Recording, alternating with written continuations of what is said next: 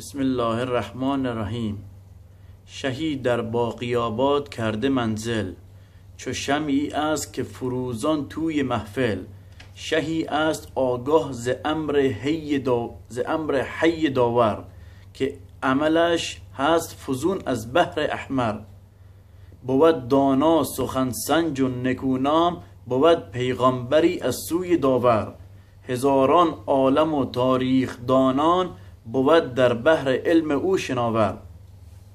شهیست از شهان پیشتاز باشد، ز نورش شهرها از هم بپاشد.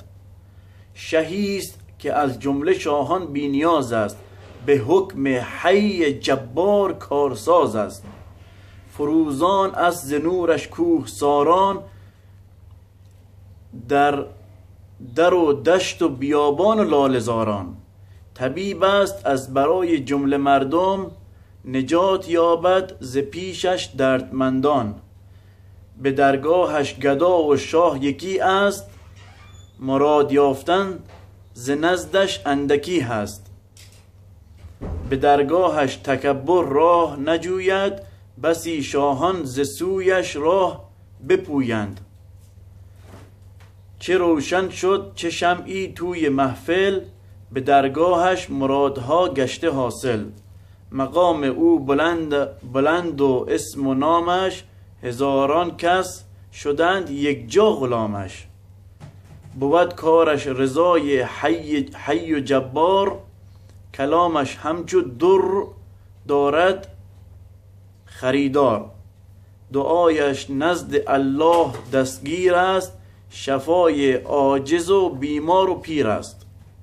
کلامش همچو شمشیر برنده، کند آن جسم مرده حی زنده.